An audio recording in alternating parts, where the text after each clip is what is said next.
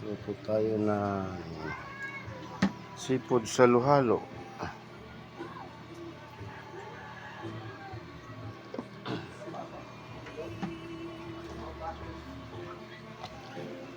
Seafood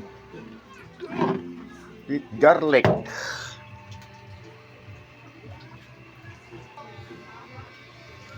Yan muna nating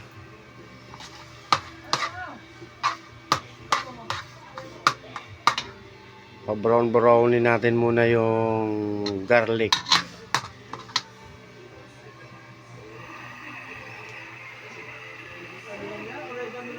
Bago natin ilagay ang mga seafoods.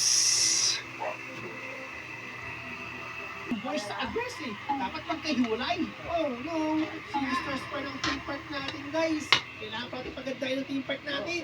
Pati na yung alimasag.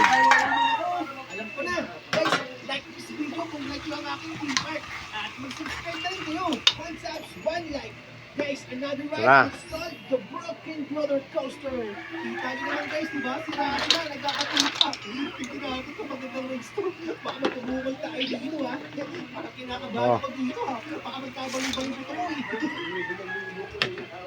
Seafood halo-halo. Ganyan. Okay, sakto na. Partner silang dalawa dito. Galingan nyo magtrabaho ha. Magpapayaman tayo dito. Yung mga gamit ng mga bisita, baka mawala to. Iuusip ko lang ha. Ang bigat ah. Bili tayo ng mga pader para tayo manakawan. Ang ganda ng mga pader ko, naka-windows